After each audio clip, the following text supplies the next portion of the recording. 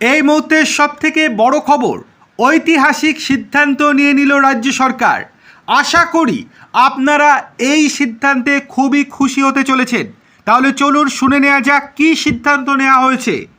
প্রশাসনে লাল ফিতের ফাঁস আলগা করতে এবং স্বচ্ছতা ও নিরপেক্ষতা বজায় রাখতে এবার অত্যন্ত বড় ও নজিরবিহীন পদক্ষেপ নিল নবান্ন।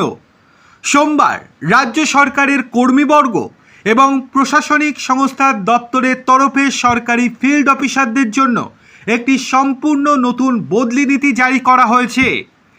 এই নতুন নির্দেশিকায় এক্সটেনশন অফিসার পদমর্যাদা পর্যন্ত আধিকারিকদের বদলি প্রক্রিয়ায় একাধিক বড়সড় ও কড়া নিয়ম যুক্ত করা হয়েছে।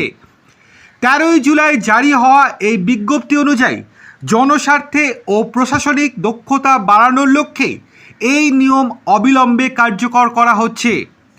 নতুন বদলি নীতির সবচেয়ে বড় ও তাৎপর্যপূর্ণ সিদ্ধান্ত হলো, কোনো সরকারি আধিকারিককে এখন থেকে সাধারণভাবে তার নিজের জেলায় পোস্টিং দেওয়া যাবে না। তবে চাকরির একেবারে শেষ প্রান্তে এসে কোনো আধিকারিক যাতে হেনস্থার মুখে না পড়েন সেই মানবিক দিকটিও দেখতে বলা হয়েছে। অবসরের ঠিক আগের শেষ 2 বছর প্রশাসনিক প্রয়োজন সাপেক্ষে নিজের জেলায় ফেরার অনুমতি মিলতে পারে।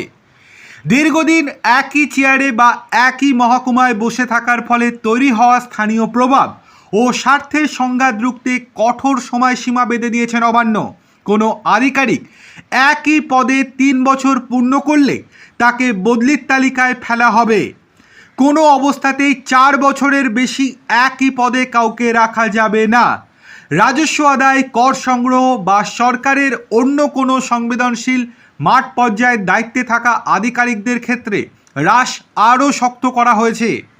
এই ধরনের পদে বসলে 2 বছর পূর্ণ হলেই বদলি করা হবে। কোনোভাবেই তা 3 বছরের বেশি টানা যাবে না। সব ক্ষেত্রে এই নিয়ম একদম যান্ত্রিকভাবে কাজ করবে না।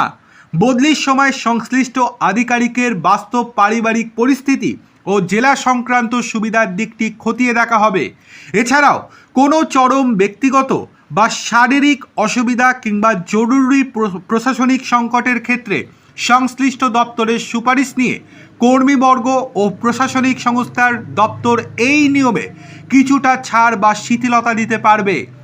প্রশাসনিক মহলের ক্ষেত্রে মতে সরকারি কার্যালয়ে দীর্ঘদিন একই জায়গায় একই ব্যক্তি দায়িত্বে থাকলে কাজের গতি যেমন কমে, তেমনি স্থানীয় স্তরে অন্যায্য সুযোগ সুবিধার চক্র তৈরি হওয়ার আশঙ্কা থাকে।